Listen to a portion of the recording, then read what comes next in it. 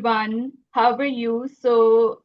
We have another episode of Sit with Aqsa where we highlight silent giants. And of course, we have some very esteemed guests that I'm still shocked how I got him as my guest, but we'll move on to that later.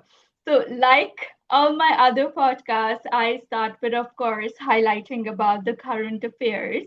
So we all know the unrest that's going on in Gaza and Sudan and Congo. So yes, I'm using this platform and starting with this.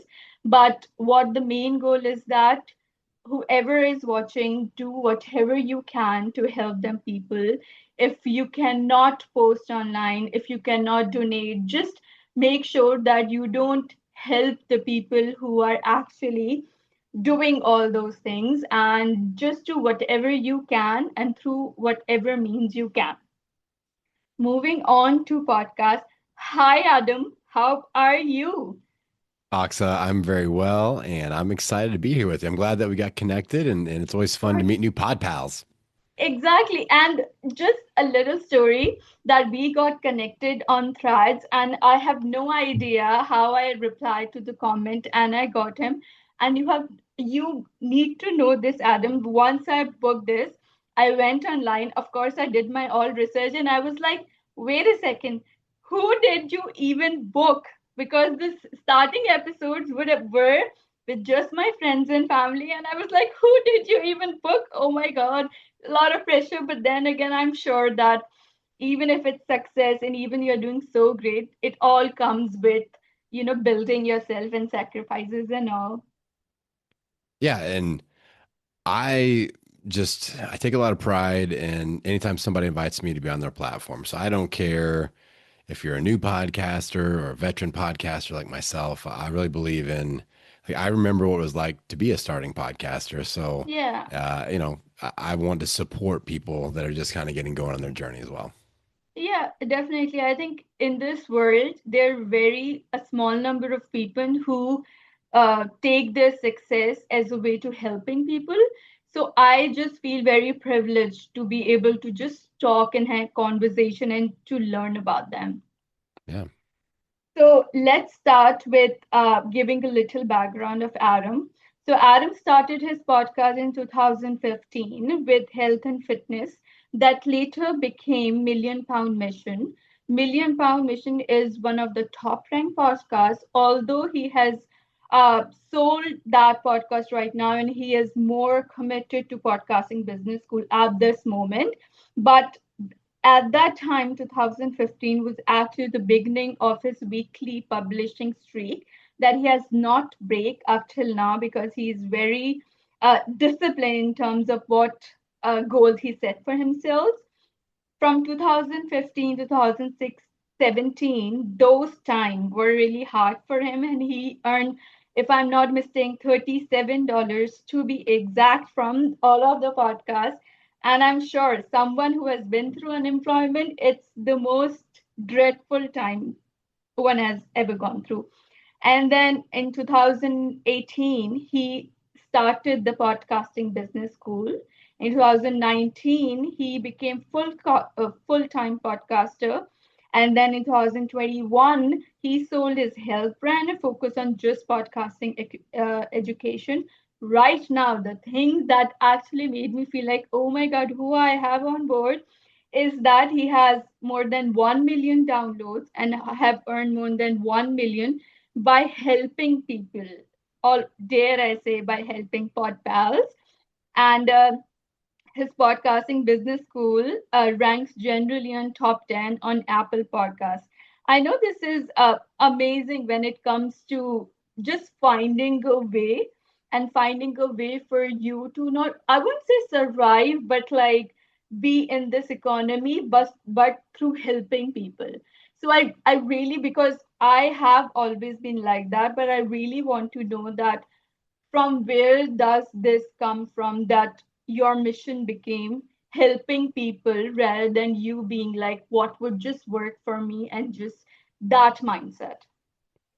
Well, that's a great question. I think I've kind of always been like this. I think a lot of it is because I am 45 years old and I have worked for myself for 44 years and 11 months. There's only 1 month that I worked for someone else in my entire life. And that was, I worked at a grocery store when I was 16 years old with Yeah. like bagging groceries, and all the groceries are coming out and you put them in bags. Yeah. And I Yeah. realized that I was an unemployable entrepreneurial spirit person. I have too many ideas and I just need freedom to be creative. And so I've always employed myself, but it's always been through providing services, and that is helping other people. And Yep. what I Yep. found out from being a content creator is that uh, creating content that helps people is the gateway to them deciding, hey, this was really helpful, and I've built up some personal momentum. I could probably build up even more if I were to hire Adam or work with him in one of his programs or whatever. So it's kind Yeah. of multi-step helping, and that's always been my philosophy. So I talk about it all the time on my show. I'm like, it's really important to use our content to teach people what problems we can solve for them for free, and Yeah. that draws the right person in. And there's business opportunities that kind of branch off of that. But yeah, like just understanding who you can help the most, attracting that person, building an audience of those people, and then continuously showing off. Yeah, yeah, I am the person that can really help you. Yeah. That's a great business model. So it's worked for me well. Yeah. Also, like I've noticed it one thing, of course, I have seen interviews, I've read about it. So the thing is that your whole even mindset when it comes to your previous podcast and right now as well, yes, is at a superficial level, it about providing services. But when you actually see and go through the depths of it, it's about transforming the person who is going listening about it, so their routine, their structure, and how that consistency would actually help them. So I just want to talk about, yes, like helping people, that's different, services that different, but that aim of making people realize not only their potential but to be in a position to keep going. So where did that come from? Well, another great question, but I think that I don't have natural like selling skills. I'm not one of those people. It's like, oh, I can sell ice to an Eskimo or whatever. Like I am not. I'm uncomfortable. I was like, even like when you go back to like high school when I was trying to get a girlfriend, like that's still like selling yourself. That's putting yourself out there and be Yeah. like, hey, I'm the one that you should date. I was scared to death. Like I'm not that put myself out there. I get very nervous in those situations. So I think the thing that helped me the most is like, okay, I am not that person. Who am I? And what will work for me? So for me is I go out and I set a goal and I'm very tenacious with implementation towards that goal. And I realize I'm going to make all kinds of mistakes. But one of my favorite books by Ryan Holiday is called The Obstacle is the Way, Stoic Philosophy. And I'm a great example of that because I've made all the mistakes, but each mistake was an ability to for me to reverse engineer the mistake, solve the problem, and now I've got an offer, I've got a course, I've got a solution, I've got content. And I talked about I've been doing my show. I released 600 episode 607 of my show today, and the first like three, well, I would say at least the last 3 years worth of content has all been based off of mistakes I made in the first 3 years of content. Yeah. And it's just so each mistake is an opportunity. And I teach my audience that. And I think by not being good at sales, by not being really naturally a promoting type of a person, I will lead by example. I will be real and I will be relatable. And I'll say, hey, if I can do this, and I've made all the mistakes along the way, if I Yeah. can do it, so can you. I just want to help you go a little bit faster than me. I tell people I didn't, like you said earlier, I didn't make any money for the first 3 years. And Yeah. I'm like, it doesn't have to be that way for you. I've already walked that path and made those mistakes. Let me help you get there a little bit faster, a little bit more efficiently. So I lean into keeping people motivated. I keep my audience members motivated by being real, telling my real story, and like just letting them know, like I say all the time, growing my podcast over 1 million downloads has been the hardest thing I've ever done in my life. And Yeah. it'll probably be the hardest thing that you ever do in your life. Maybe, but it'd be very, very difficult. This isn't the fast track to success. There's Yeah. no going viral in what I do. Yeah. So it takes really hard work, but that hard Yeah. work and all the obstacles, they can become a superpower. So I think just being relatable and being real, that is standing out in the world that I live in and the content that I develop compared to everybody else that is really good at marketing and really good at sales and really good at Yeah. being flashy and fancy and famous. That's Yeah. not me. So Yeah. I'm leveraging relatability, and that motivates my people. And that keeps me going because, like, I mean, I made it through those first few years because I saw other people. I was like, they're having success with this. They're growing an audience, they're earning an income, and they are Yeah. not that different from me. So I was like, all I have to do is just not quit, and I'm going to figure this out. And it may take me forever, and it kind of did take me forever, but now I've been full time since 2019. I replaced Yeah. my income, and all the things are happening that I wanted to happen. Yeah, yeah. Also, even when I was reading about your story, it was so relatable in that very sense, even when it comes to even fitness journey, because I went through some of the mental health challenges, and fitness was something that made me get out of it and also just embrace myself fully. But one question is that you talk about that mistakes are actually equal to opportunities, but when it comes to me, when I was even growing up in school or even high school, it was always like if you make mistakes, that equals to you being worthless.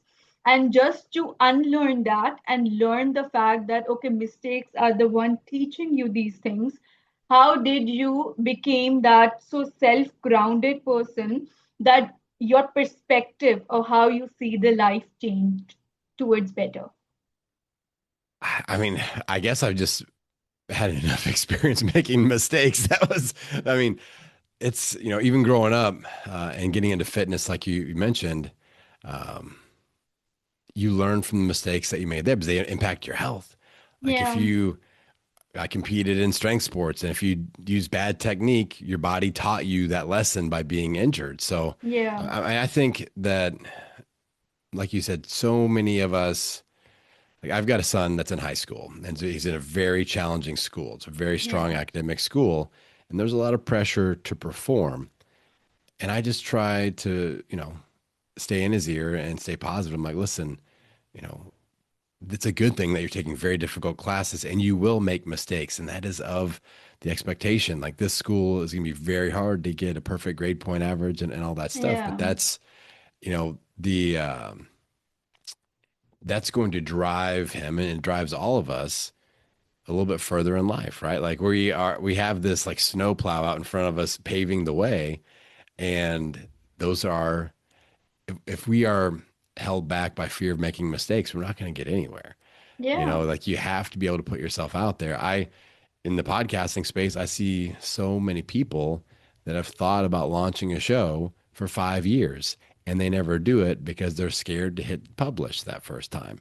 And if you never hit publish, to be a content creator, you have to create content. And to be a full yeah, time content creator, you got to create a lot of content. And yeah, so instead of being worried about taking the first step and having all the answers and what if all these mistakes happen, we have to take action. It's not ready, aim, fire. It's ready, fire, aim, and adjust yeah, is the approach I yeah, like to take.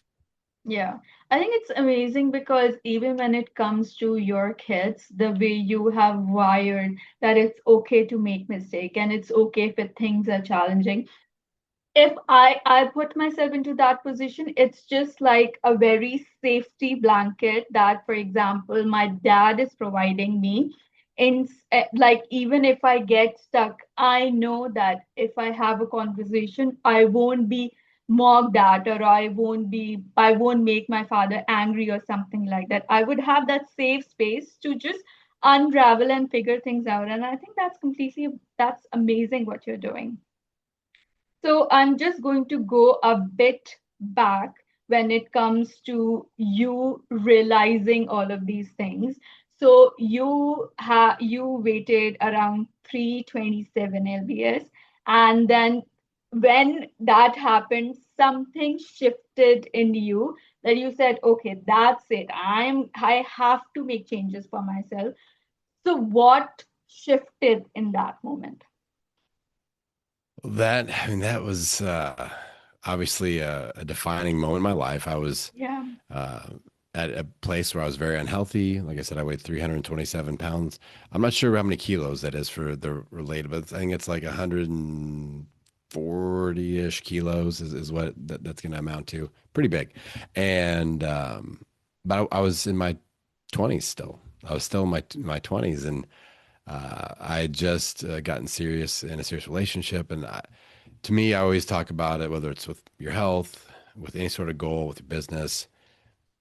At that point, my why of why I wanted to get healthy became larger than the sum of all the why nots, of all the reasons and the excuses as to why not get healthy and why not do something. And so that was the tipping point where I said, okay, something needs to be done, and we're going to make this happen.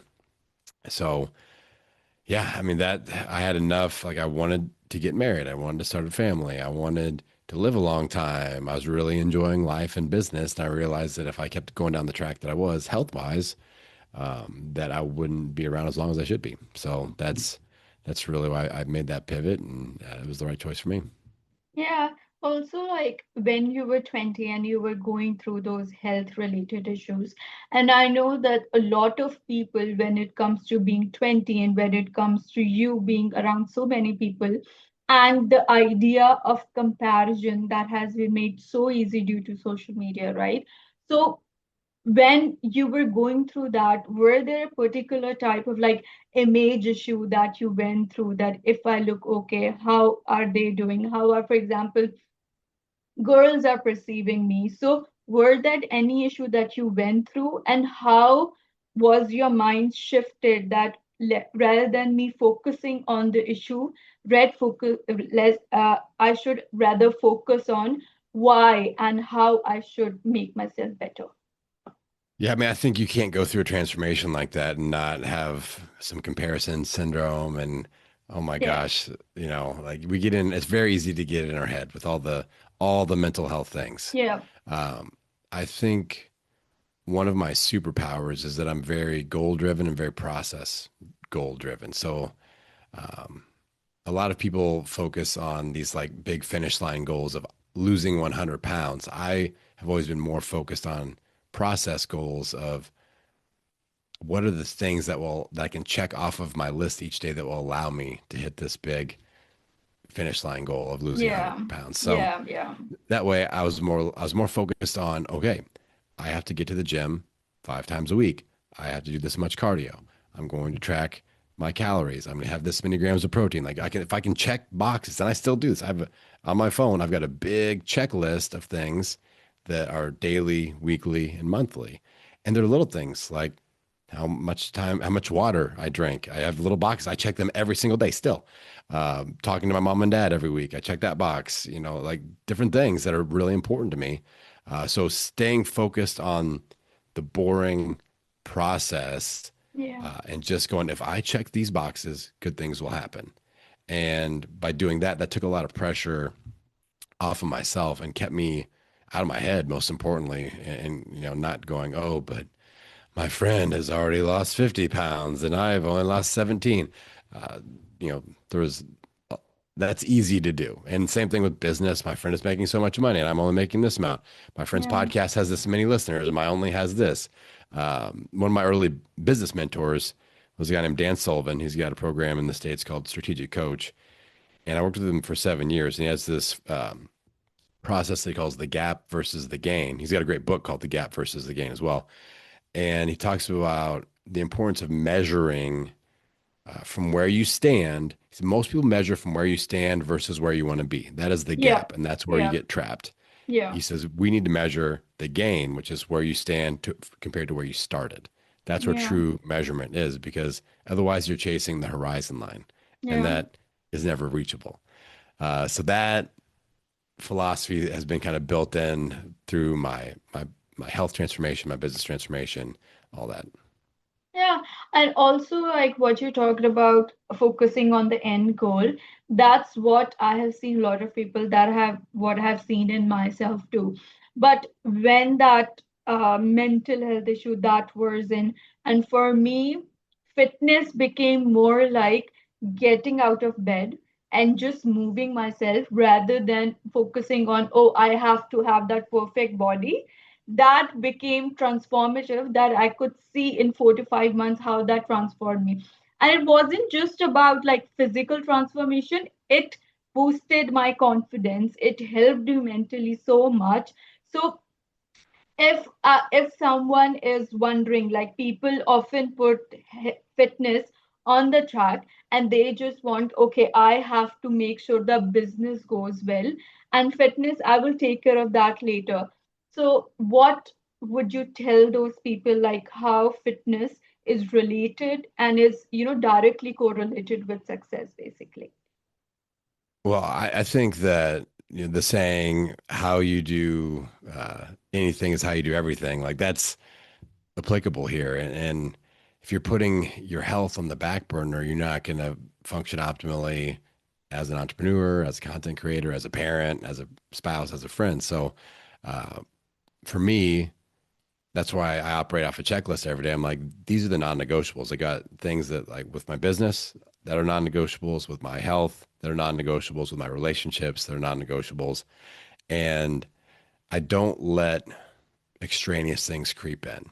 Uh, I have friends that get annoyed with me because they'll be like, hey, let's go to lunch today or let's do this spontaneous thing. And I'll be like, I say no a lot to people. I only answer emails once a week on Tuesday. That's annoying to a lot of people. But I'm like, that's just the way it is. You know why? Because my Yeah, children are more important yeah, than emails, and my clients are more important than emails. They have a different way to get a hold of me that is not email yeah, based, so I don't have to yeah, answer. So just being really regimented with the things that are truly important and keeping the important things important and safeguarded and roped off and blocked off and making sure that those things are happening before yeah, all the other stuff creeps in, because that stuff and people can just eat up your schedule, and all of a yeah. sudden another day is in the trash can. You're like, oh wow, I didn't make the best use of that, and I don't like to have days like that. Yeah. Also, like one thing, I have learned this the hard way, that when you are part of a group, when you are in a society, you want to gel in and you want, okay, if they are going out to party, then I should go out because I want to I want to stay part of that particular group. And if I'm not, then I'm just left alone, right? And that loneliness sometimes creeps up to people, and they just forget the healthy boundaries that you have set for yourself, and they just want to do things that wrecking their brain, but they think they have to, right? So, how were you able to differentiate that, okay, these are the expectations of society that I don't conform with, and these are the boundaries that I have set for myself that I have to respect in any way, shape, or possible? This will it. Um, I'll lean on another tip that I received from my coach Dan. He told me, he gave me permission. He didn't need to. I thought I needed permission, but he gave me permission to want what I want. And it's okay to want what you want. And it's kind of a weird thing to say and a weird thing to think about, but if we really do think about it, we feel guilty a lot of times. Like I have a 3 day work week. That's what I want. And it's easy still for me to feel guilty of like, oh, I should be working more. I should add another day for clients, or I should go on more podcasts or something like that. Yeah, But that's what I want, and that is okay. I don't do any video content. That's what I want. I'm an audio only podcaster. yeah, And a lot of people are like, you are dumb for not doing video because you're missing out on all this stuff. The fear of missing out is abundant in the yeah, content creator space. You know this as well as I do. And people say I should be on every single social media platform. I'm only on one, Threads. People say I should be doing video content. I don't, and I'm still wildly successful. Yeah. People say all these things, but wanting what I want, and knowing what that is 100% okay, and I am okay with that. I've got, I've spoken. There's an event called Podfest. I've been a featured speaker there for the last 7 years, and it's one of the two largest podcasting industry events. I didn't speak this year because I set a new goal of not missing any of my son's high school games. And that is the most important, key performance indicator in my life. And that's one of the ones that I'm like, okay, non-negotiable. He's only in high school for 4 years and then he moves out and goes to college. These are the last 4 years when our little family unit exists in this way. Yeah. That's more important than me. So I don't want to miss a minute of it. It's too much fun. It's too important to him. It's too important to me. So just setting those boundaries and those non-negotiables and realizing that it will rub people the wrong way. I had Yeah. so many people, a lot of my audience was really upset that I wasn't down in Florida for Podfest this year because we get to connect and I do a lot down there. And I just had to be okay with that. Like we just have to give ourselves permission to A, what we want, and B, like just understand that when we do that, other people will get upset and that's okay as well. And we just got to Yeah. keep going in the direction because we're building the life and the lifestyle that we actually want, which is most important.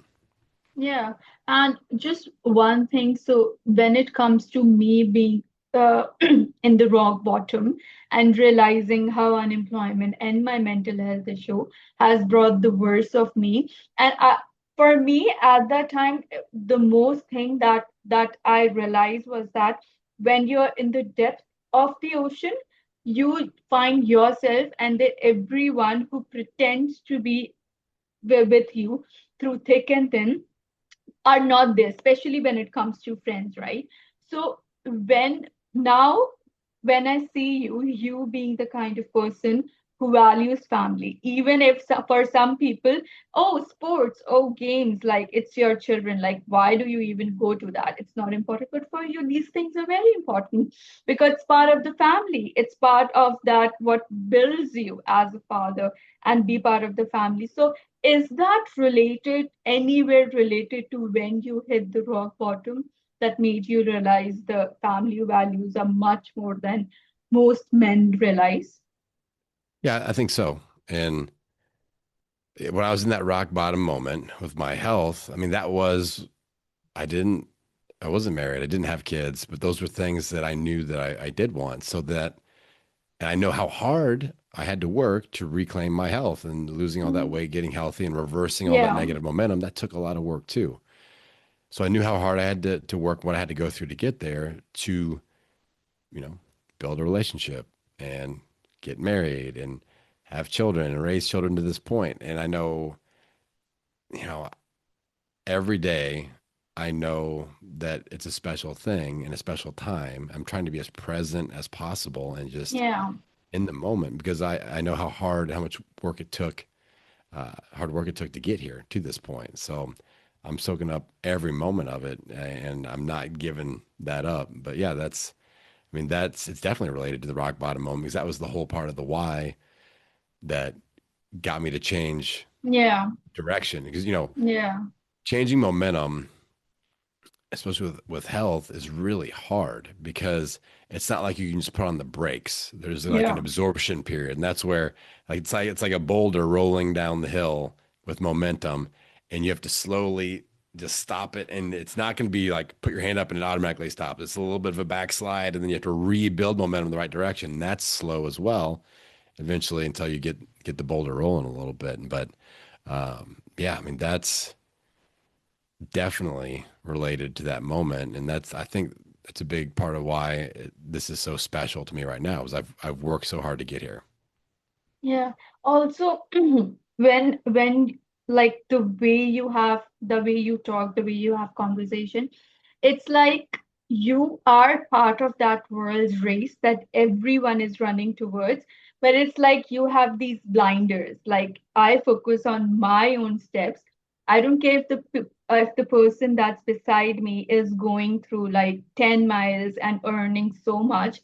I just focus on the way I'm going through. So that one dimensional focus of where you are going and still being aware of what's happening around you, is there something that you developed in you, or that's something that has always been part of you? No, it's definitely something I've developed. So I think initially we always care a little bit more about what other people are saying, what other people are thinking, and just as you know, I've gone through two really challenging transformations in my life. One was with my health, the other one was with my business, and Yeah, with this whole career. Like it was really scary to sell my business and go full time as a content creator yeah, and go, okay, this thing that's paid my bills for so long, we're not going to do that anymore. And we're going to do this other thing. And there's no guarantees. And I'm not, yeah, super experienced at it yet. Like that was really, really scary. So I think going through those two things, I realized that, sometimes you have people that support you and that's great. And that's like a bonus.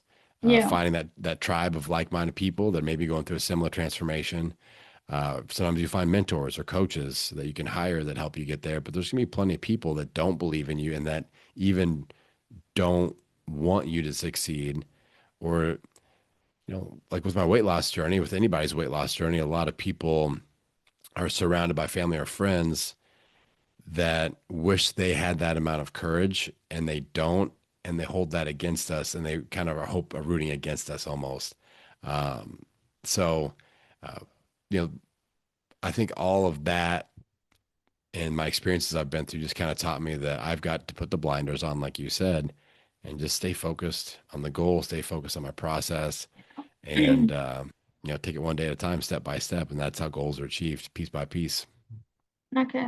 Also, like right now, I'm in a position that I'm building myself, and that's the whole aim of my podcast, was that to highlight people who have built themselves, so that what you said about the relatability factor, that's present for everyone beyond even borders, right? So but what I'm doing right now, I, for example, have no support. My family still thinks that I'm going to fail, but there's something in me that's keeping me going and doing, then creating myself and knowing myself.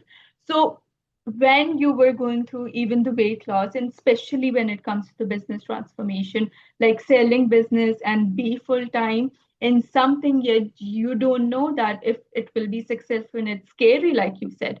So was that in you that you kept yourself going, or like people supported you, or they were, or in your situation was a lot of negativity that surrounded you, but something kept you going? I had a lot of negative people around me. I mean, there are still people that don't believe that I'm doing what I'm doing. So I mean, I owned a business in the fitness industry, and I helped a lot of people get healthy like I did. And when word started spreading that I was going to transition out of that and go full time into content creation, that really upset a lot of people. Like they really expressed a lot of negativity. I lost a lot of friendships, like a lot, and I had to let Yeah. them go. Mm. But I found other people. I found mentors. I found groups of people that I could surround myself with that did support me. And, you know, part of that was hiring a coach and getting coaching and joining masterminds and being Yeah. willing to invest in finding those people, like getting to live events. I remember I went to a Tony Robbins event in Las Vegas, and that was really cool. And I met some cool entrepreneurs and stuff that was really like positive and all this stuff, and Hmm. just different live events and things that were surrounded with people trying to accomplish what I was trying to do, and it inspired me. And books, like the other thing on my checklist is I Yeah. track books that I read. There are certain books that I read every single year. I've got one book that I've read every year for over a decade, and I read it. I read a little bit each week, and Oh. I know I'll finish it by the end of the year. It's a book written by Napoleon Hill. A lot of people know Napoleon Hill, Think and Grow Rich, so all that. So making sure that the inputs that I'm putting inside my head Yeah. are positive. That's how we combat a lot Yeah. of the negativity out there and the people that don't want to see us succeed. And like I said, it's okay to let those people go. I definitely had to, and that was sad, but you know, ultimately my goals and my family and again wanting what I want and to give myself permission. It's okay to want what you actually want and live the life that you Yeah, actually want to live. That's okay. yeah, yeah, yeah. I do have follow-up questions, but is it okay if I just end this meeting and I send you the link on Threads and we can connect on the other? Yeah, Okay. email it to me because I'm on my computer. Okay. Let me just put that in here. Hold on.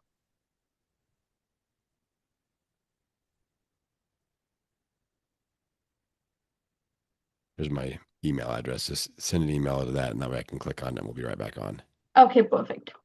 All right. I'll see you in a minute. Okay, perfect. I'm going to send you on your email. All right. Great. Cool. See you. Got it. So when you shared about your journey, you shared a lot about like you have to let go of friendships and then find new people who have the same mindset because when it comes to letting go of friendship, I think you realize that how much your perspective of how much you are growing, but the other people might be stuck where they already were, and you would hate yourself to be in that same position again, right? But at the same time, it's just very heartbreaking that people you have known for decades, even, you have to just make distance with them because you know that the path you are going towards is very different than where they would take you.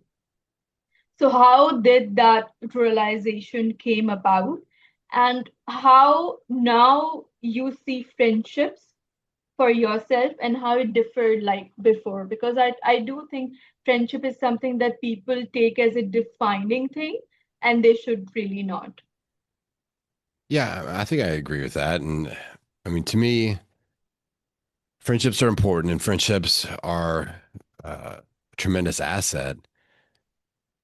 But I've been through a lot of different journeys in life, and one Yeah, thing I've always been able to do is make friends, and I always make new friends. Like I think some people are worried, like these are my friends. We've been friends since grade school, yeah, and if I don't keep these friends, then I'll be friendless forever. And I'm like, I don't think that's necessarily the case here. Like I want to keep surrounding myself. I've got a goal. I've got, I find people that common interests. Like I'm a friend right now with lots and lots of podcasters because we are passionate about this. And I talk about it yeah, like even when I do my group coaching program, we vent to each other a lot because we're all content creators and most of us are married and have children, things like that. And we all talk about how like our spouses, they don't really understand what it is that we do. yeah, Like they don't know what it means when we say we got 1,000 downloads on an episode or our email list is at yeah, 4,000 people or, you know, we got 2,000 followers on threads. Like they really don't know and they really don't care, to be honest. And that's yeah, okay because they are married to us, not because of those things. yeah, So it's nice to have those people that are every single group coaching session I'm getting ready to do on later today. We'll start off like, what are your wins? Like, what are you excited about? mm, What can you share and celebrate here that we get that no one else really seems to get? Like, I yeah, could post on Facebook and be like, I've done so many downloads, whatever, and yeah, nobody cares that are my friends from high school. And they're like, yeah, what's this even about?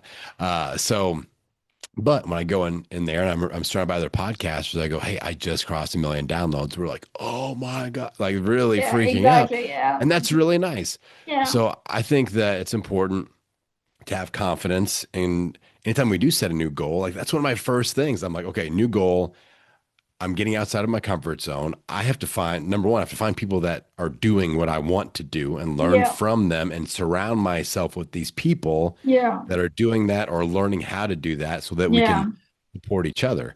yeah. And that has been a very simple strategy that's served me very, very well throughout my life. Yeah, and I think it's really amazing that you have found yourself those people because whatever we see online, it's all about okay, don't share your wins with people, don't share that, don't do that, don't do that. It's all about okay, you have to contain all of these emotions in you because some point social media is telling you, oh, people are going to be envious, people are going to do that, so it's more about, just building emotions in you. But when you have a space with people actually rooting out for you and being happy that yes, you did that, even if it just means crossing like from 30 to even 31 subscribers. I think that's really helps you to not only be okay with your success, but also sort of a rewire for yourself to go back to your personal life. And even if your spouse doesn't get it, like it will be okay because you know you have gotten your pump from your own growth, right? Yeah. Yeah. Yeah. And it's not my wife's job to be my podcast coach Exactly. Yeah. or like to listen to my show if she's not interested in the content. It's not Yeah. like, oh, you should listen to, I've got too many episodes. My goodness. She can't, it would take way too much time. But no, like it's something that like I think a lot of content creators, especially, get really disappointed when their spouse doesn't listen to their show or their friends don't support them. I'm like, listen, you don't want non-ideal fit listeners listening to your show anyway. You're creating content for a Yeah. specific person on a specific topic usually. Yeah. Like my show is helping podcasters, use their show to build their online business. Yeah. So if you're interested in gardening, I really don't want you listening to my show. Like it's not for you, and that's Yeah. okay. Yeah. So I think a lot of content creators especially get wrapped up in that, I think. Yeah, I think that's okay. Mindset is so important because a lot of people get hung up on, okay, they didn't do this, they didn't do this. So, in somewhere in their mind, it's about they are measuring their success based on how people react to their even 1% growth, and which is actually not okay. Just being okay with not being okay with how other people react, I think that's also one of the very transformative things that people lack and people should really focus on. And I do think whenever like I see your post even about that, even about it's about tips, it's more about how people can slowly and gradually transform themselves as a person. And it's not about really that okay you can earn this million and this much. So I think it shapes how you are as a person. Also, one thing right now, like I am doing podcasts, right? And in my family, no one gets it. And they're like, I'm wasting my money, and that's okay, right? Back in 2015, this would have been like extremely difficult because it's always like a man should be someone who goes out, make money, do hard work, and then get back at 7 or 8. And that's like the mindset. But you chose something but opposite, I would say, right? So Yeah. how did that came about, and did you feel resistance? People say, no, what you're doing, and how did you even stick to that podcast when podcast wasn't even like a thing? Yeah. I had a fitness business. Okay. So I went through my transformation. I got healthy and then I started helping other people get healthy. And I Yeah, created a fitness facility.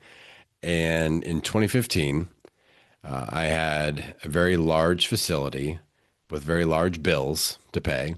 Um, I a very large rent to pay. I had about over 30 employees yeah, and I had about 500 clients. And that was a lot.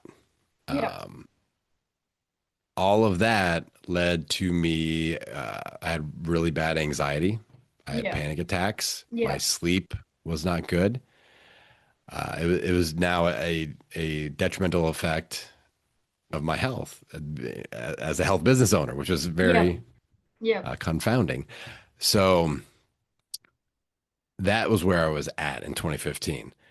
And I saw an opportunity with content creation and via podcasting. I was like, I gave myself a minute to dream a little bit. And I was like, what if?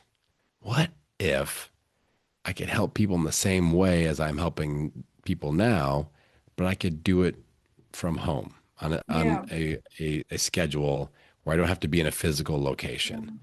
And I just allowed myself to dream a little bit. And I started listening to shows. I'm like, there's other people doing this. There are yeah, people that are building an audience, selling coaching, and I know they aren't working as much and they don't have employees like I yeah, do and all these things and the anxiety and all. So I really, by allowing myself to dream a little bit and then research on other people that were doing what I wanted to do, what I was dreaming about doing, that was really inspiring to me in 2015. And I was just like, okay, let's start. Let's test this out. And I didn't sell my gym right away. It took me 5 years to sell my Yeah. fitness facility before I'd Yeah. replace my income. Like I don't Yeah. recommend just going, we're all in and I'm not going to make any money. And like I had an income from my gym for 5 years before I sold it and went full time.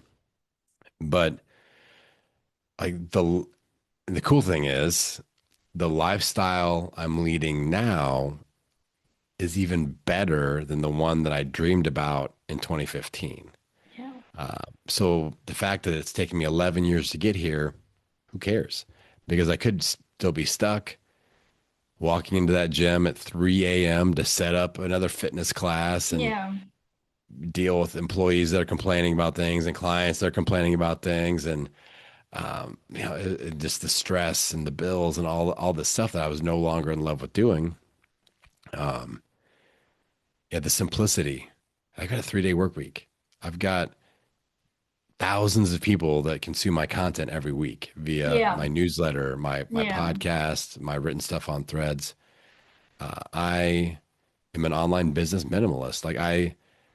Do you know who Marie Kondo is? She wrote the book Tidying Up. It's about minimalism. So she wrote a book a few years ago, Marie Kondo, Kondo. She's about Yeah. tidying up, like decluttering your house and things like that. She's really big in that space. And I take that mindset with my business. And she talks about like when you're cleaning out your room, you should hold up each piece of clothing and go, does this spark joy? And if it doesn't spark joy, you get rid of it. And I do that with my business. I'm like, okay, LinkedIn, does being on LinkedIn spark joy?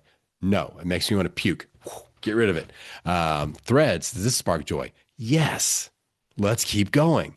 Um, Pinterest, does this spark joy? Funnels, does this spark joy? Lead Yeah. magnets? No, no, no. I'm getting rid of it all. And it's scary.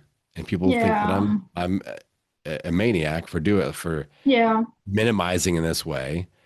But again, giving myself permission to want what I want, and it's working really well for me. So, and it's making me stand out. I feel like in the space that I'm in, there are a lot of entrepreneurs and online business owners that are burning out from trying to be everywhere and do all the things.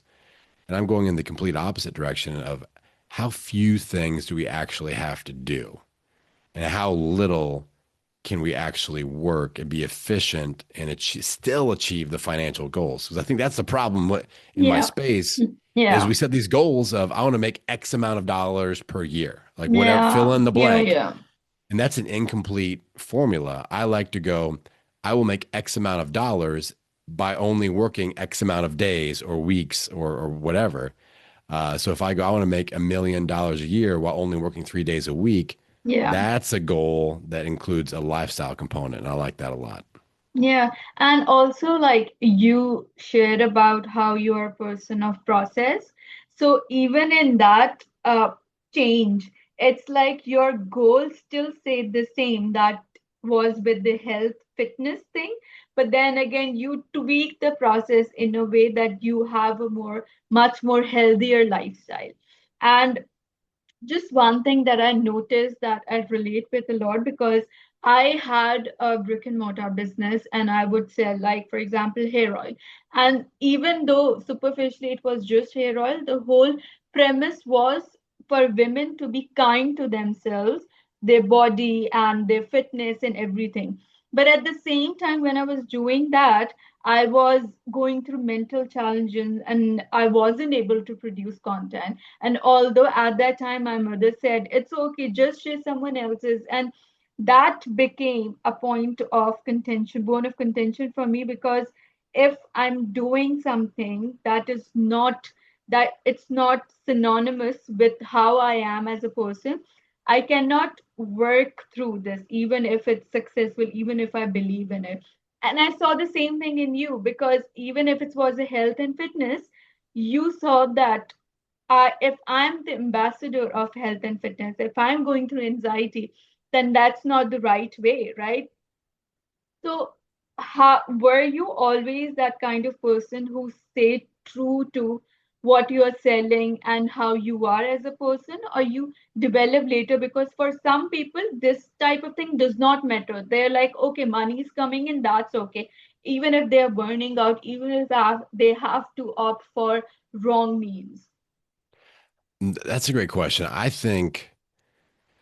I'm sure, at some point it was honed and developed a little bit, but in recent memory, that's definitely who I am. Like that's at the core of me where I realize my time is limited and I don't want to waste a day or a minute doing something that I don't love doing. Like that's one of the greatest gifts that an entrepreneur can give themselves Yeah, is your work can be something that you're passionate about.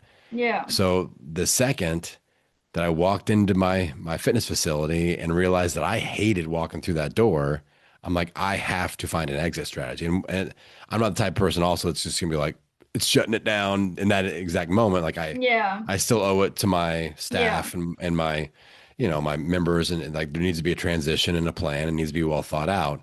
But flipping the switch in that moment and going, okay, I do not enjoy this anymore.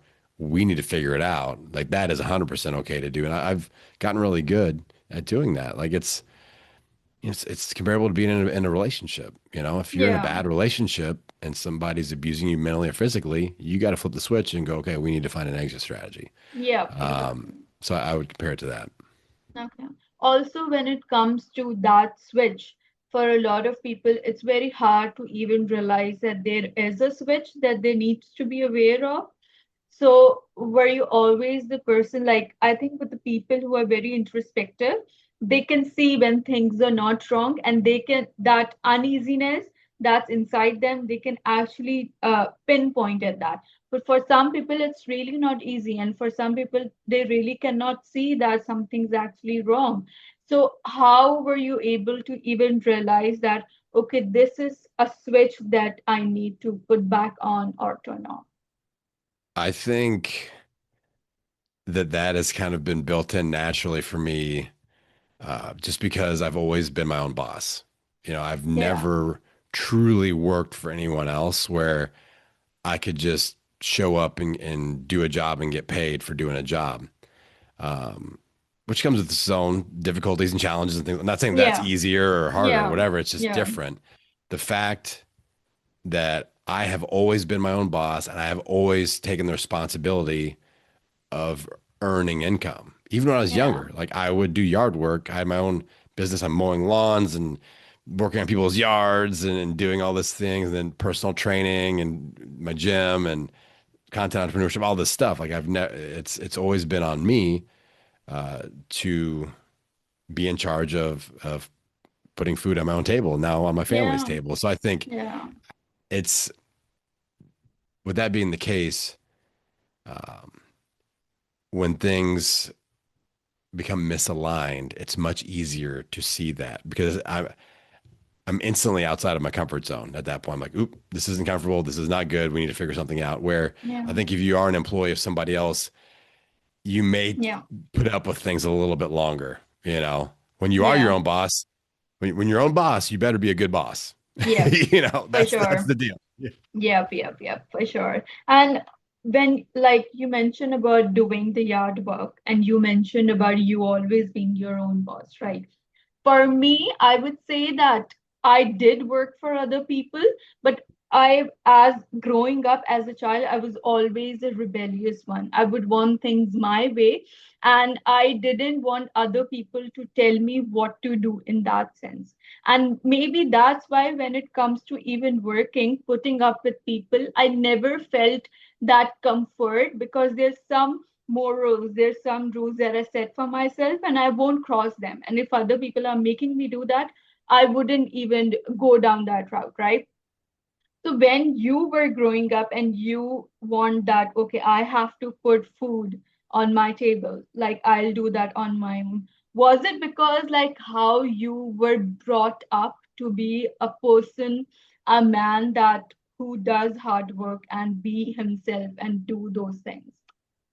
Yeah, I think so. Like I grew up in a great household with great leadership from my parents that were both really hard workers. But the interesting thing is, I mean, I have one uncle that was an entrepreneur, and everyone else was an employee. Like my parents were both employees. My dad was a pharmacist. My mom worked for him at the pharmacy, and she worked at a grocery store for a long time. And so that was interesting. But you know, I had really good.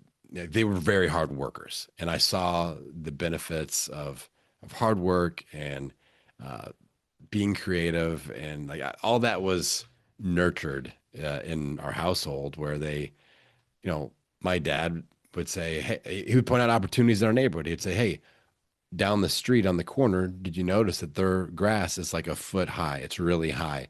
Why don't you go knock on their door, walk the lawnmower down there, and tell them that you'll mow their yard for $15? Okay, Dad. And then I did it, and then they were like, "Okay, come back next week, and we'll pay you again." And I was like, "I'm in business." So he would nudge me in the right direction, or Yeah. he would know somebody and go, "Oh, someone else needs their yard mowed." It's one of my clients from his pharmacy, and he would Yeah. drive me over there, and I'd load my lawnmower up in the car, and Yeah. he'd take me. So he kind of facilitated that a little bit, and it wasn't necessarily facilitating entrepreneurship, but he was Yeah. mentoring me as someone that was willing to earn a wage and earn a living and work hard for it. Yeah. Um, so that was definitely developed early on, and then paying for things. Like I paid for my first car. A lot of kids, their parents pay for their first car, and Yeah. then they go and they wreck it and they don't treat it well. Yeah. I paid for my first car because I started working. I was mowing lawns when I was 8 years old, and Yeah. like I was earning a lot more than what high school kids I knew were earning. Yeah. So, taking responsibility, paying for things, Yeah. like both my children wanted iPads when they were pretty young, and I made them buy it with their own money, and they get some allowance, but they had to do extra work to earn money. And they were I was helping them find other people that I had some clients that needed some help around their house that were older and things like that, and they both did that. And guess what? They have never cracked their screens. They have never like broken them. Mm. They take very good care of them. So those lessons have been passed from my parents to me and from me to my children, which is pretty cool. That's that's actually amazing because for a lot of parents, like even in my family, it was always that if we have worked hard to reach over here, we want that our children to never go through that grunt, right?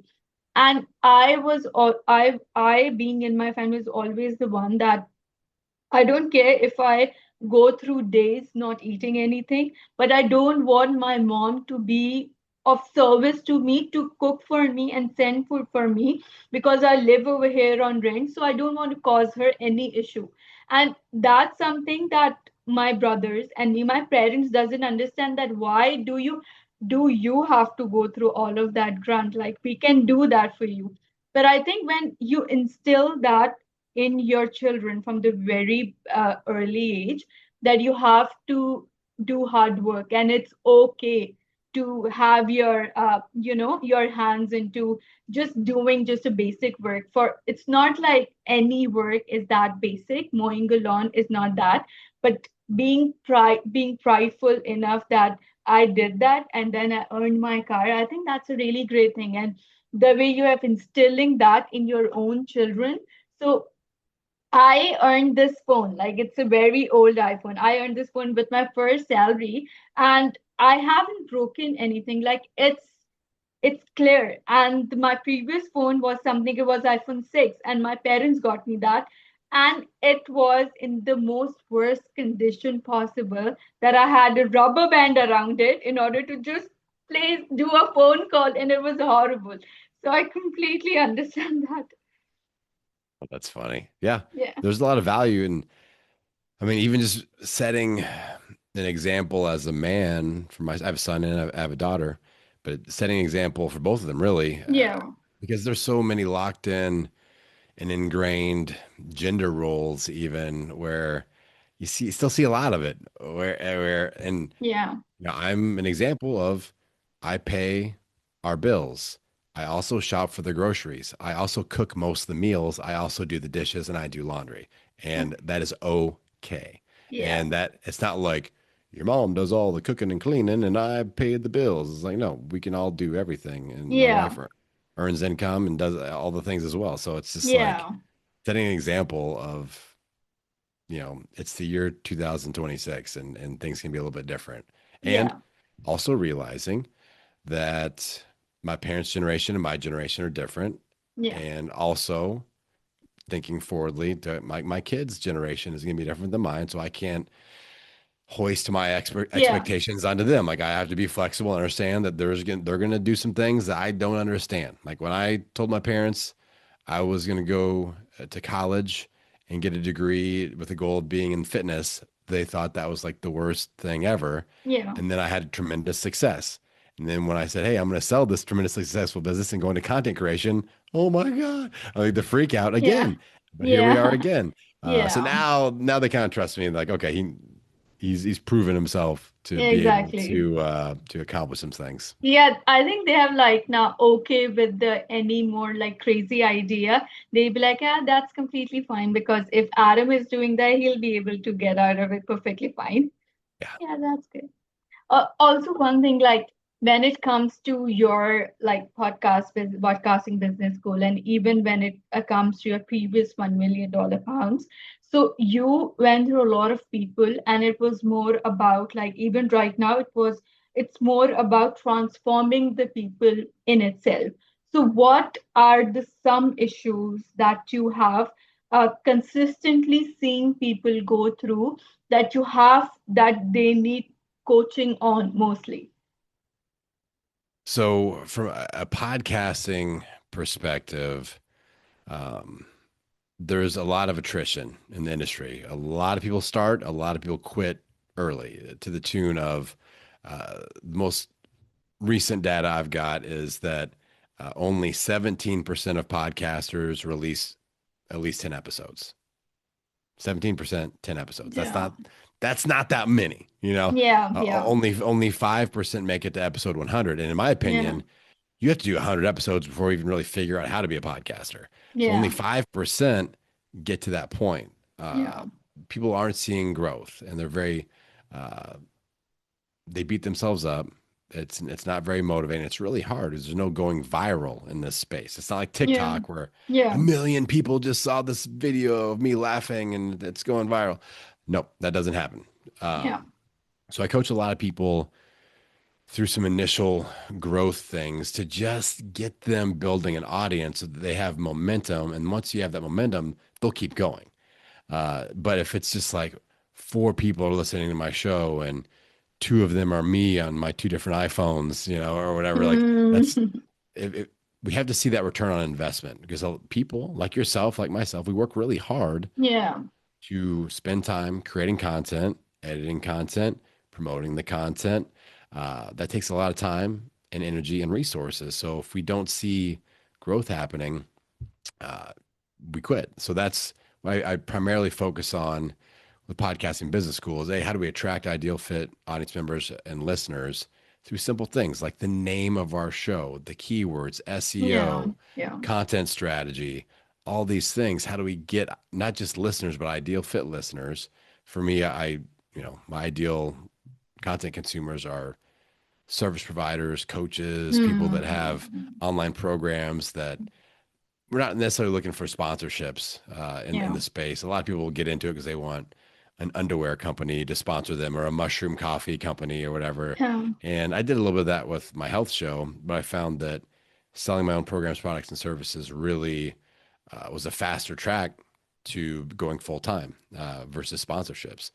So yeah, that I try to teach people how to get to a point where they're getting at least 1,000 downloads per episode. So that's very motivational. We can do mm, some things with that.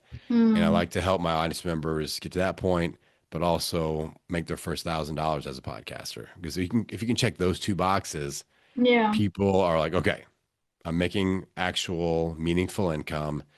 I'm building an audience. I'm seeing week by week traction happening.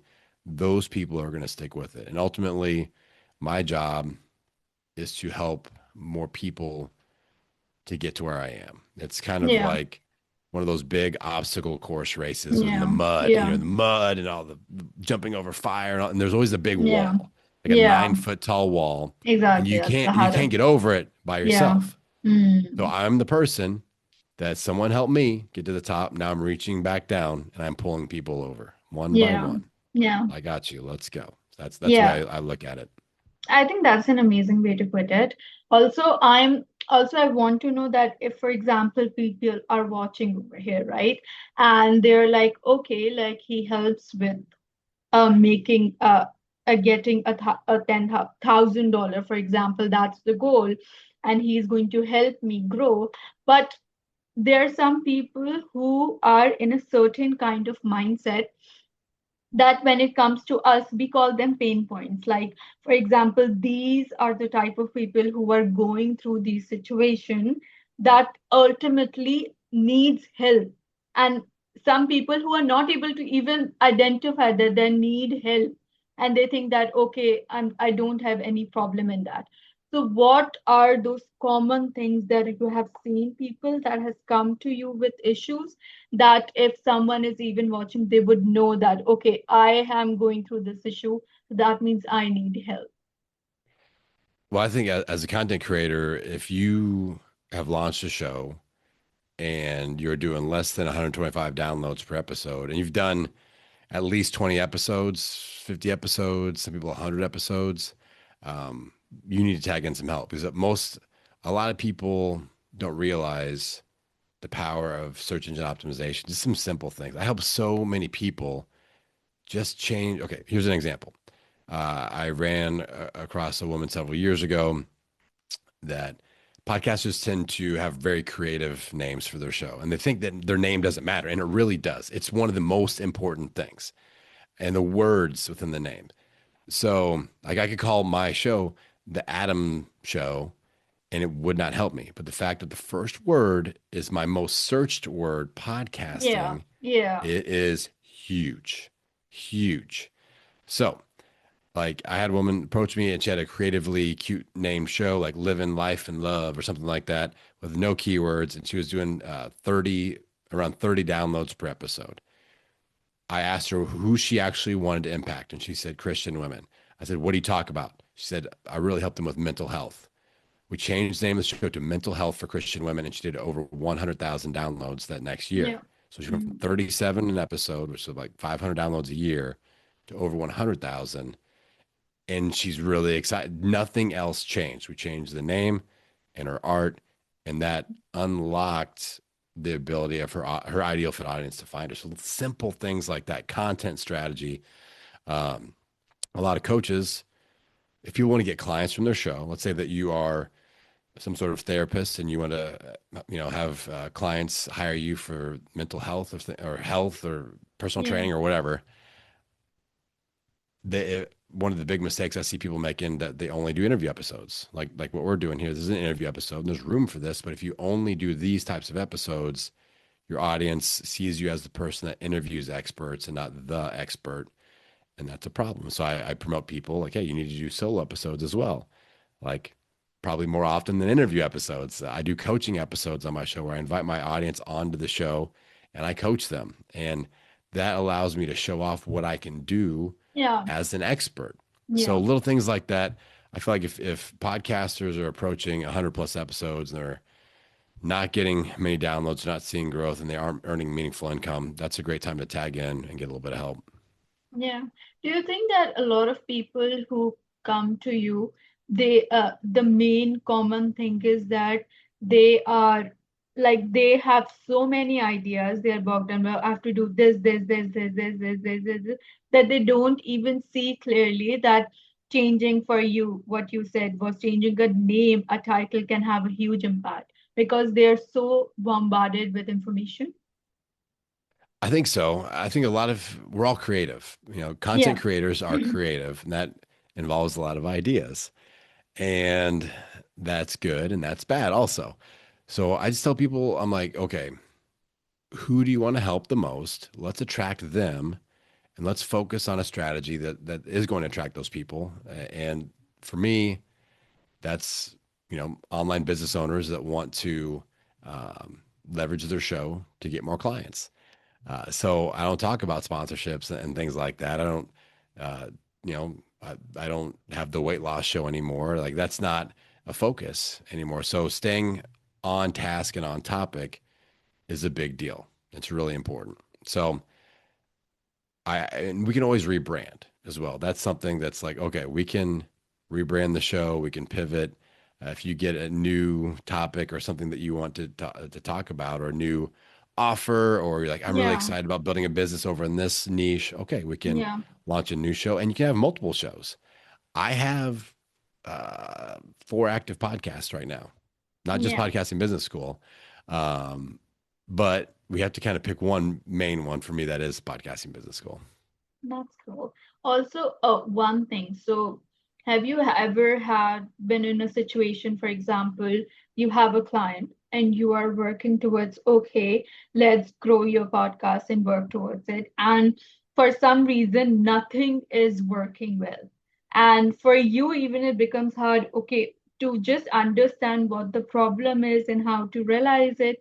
And in that process, of course, the client becomes very impatient, and there's a way that you have to motivate them.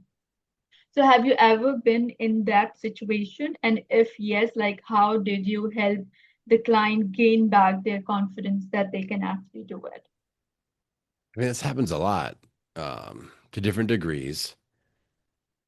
And, there's a lot of, when you're working with clients, you'll run into different situations. Sometimes the client is unwilling to implement and do what we ask. A lot of people are very cute and creative with the name of their show, and it's like a made up word, or it's their Instagram handle. And I'm like, listen, we have to change this. I've fired clients before. I'm like, listen, if you don't do this, here's your money back, because you like, this is the first step and the most important step. Yeah. And if like, or sometimes their team isn't on board. They have a team and they're like, oh no, this is for our brand and it has to be this specific way. I'm like, okay, here's your money back. Like, this isn't going to work. This is not how I operate. Or people will hire me to work, and then they start asking about YouTube. I'm like, I don't do YouTube. I'm like, yeah, a YouTube channel and a podcast is two different things. Yeah. And I don't do YouTube channels. Like, that's so.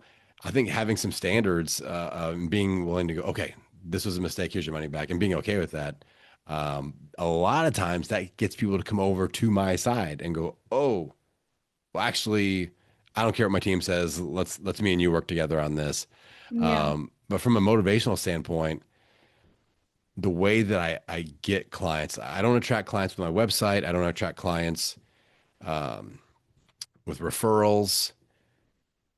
Almost all of my clients find me because of my show, and they've listened to literally hundreds of episodes. That's So they are amazing. so bought in, and I am the voice in their head. They've heard me coach and do solo episodes. They have heard me talk about all these strategies. They're already bought in. So their level of I want to listen to Adam is very high. So that helps a ton. It's a very unique strategy to our industry and podcasting, because people, I'm inside their ears and they're Yeah. listening to me Yeah. Yeah. every week when they drive their children to school, or exercise, or do the Yeah. dishes at night, or go grocery shopping. So that's a superpower. And I harness that to where, when a lot of times, when back to the original question, somebody gets a little bit unmotivated or whatever, like, listen, I know you've consumed a bunch of my stuff and you know my story. Do you trust me? Yes. Yeah. Okay. Just trust me on this. We can always backtrack and fix it if need be, but I really think this is the next best step. Let's do it. Okay. And that gets them over the hump. Yeah. So having Yeah. that built in really helps. Yeah. I think having someone believe in your idea more than you do, I think that really helps. Exactly. Yeah. Yeah. Okay. Another link that I'm going to send you. I'm just Okay. going to I've end. got 10 minutes left, and then I've got an appointment. So we'll have to Okay. wrap it up. Yeah, yeah, 10 minutes for sure. Okay. Okay, Till cool. 1:30. Yeah. Perfect. All right. Bye. So, in this last minute, we are ending all of the discussion about you, but this last segment is the fun segment. So, the thing is that I have some hypothetical questions written, right? What you're going to do is that you're going to choose a number from 1 to 20, any number. I'm going to see what that question says, and we both have to answer. And I don't even know what that question is. So just let's go with it. Okay, number 17. 17. Okay.